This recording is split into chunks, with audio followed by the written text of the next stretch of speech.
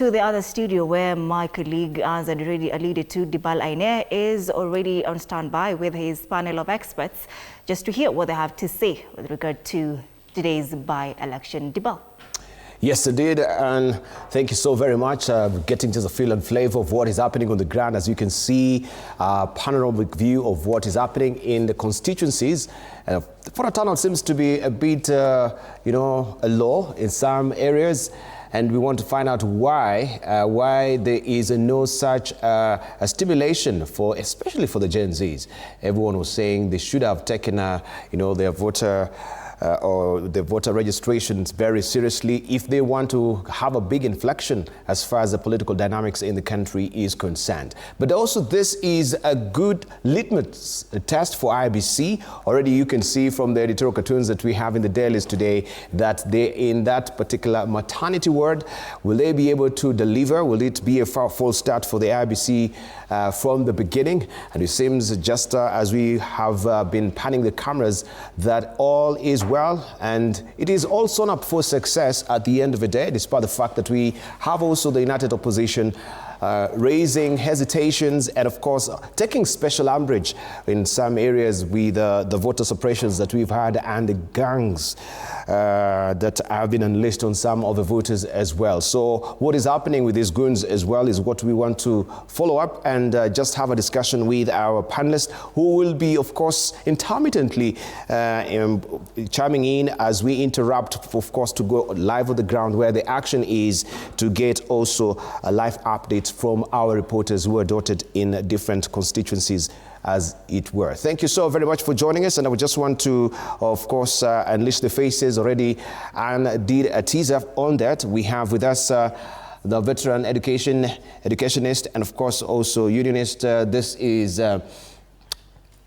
Wilson Susion. Also, we have the party leader of the People Progressive Party, Progressive Alliance Party, I should say. It's Progress Plus Alliance. Progress Plus Alliance Party. Yes, yes. And I was just wondering why you've not fielded a candidate, especially here in Nairobi. By the time we were ready, we hadn't gone through all the processes. So we are ready for the one in April.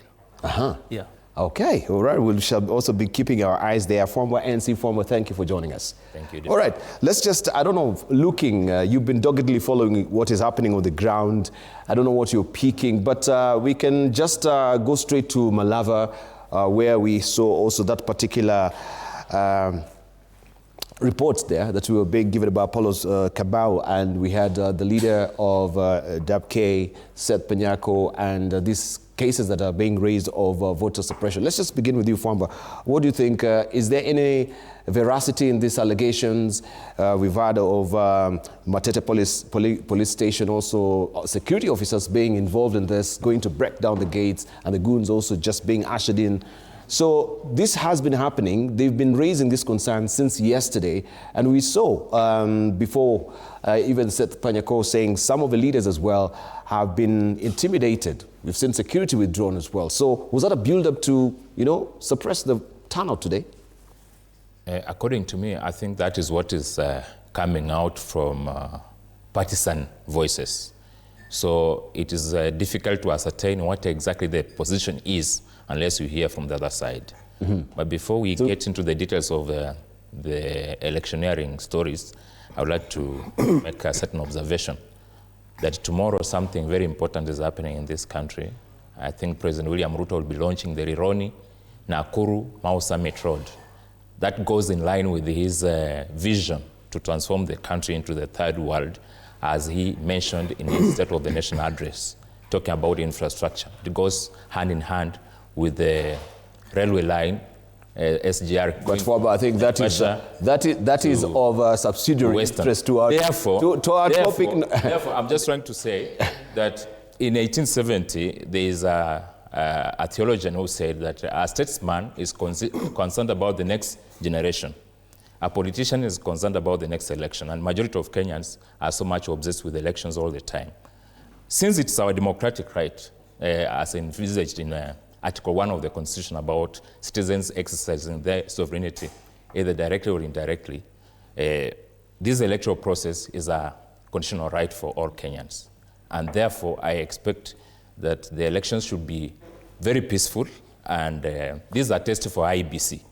Whatever some partisan candidates are expressing in Malava about the onset of violence is unfortunate if it is true. And it's important that the IEBC comes out assertively to invoke all the laws that are within our reach to apply to anyone who is violating them. Because the IEBC Act, the Elections Act, and the Elections Offences Act of 2016 are very explicit laws about violations as far as elections are concerned.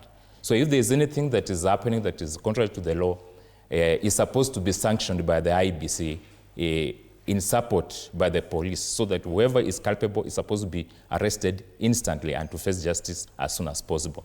So that IEBC also demonstrates that it has capacity to deliver 2027 elections in a lawful and constitutionally sane manner, not the kind of problems we have had before, because there's a lot of hope that came with the new IEBC, and we are optimistic that they are going to deliver it in the right manner, and by today evening there'll be full judgment upon them on whether they'll have succeeded or failed.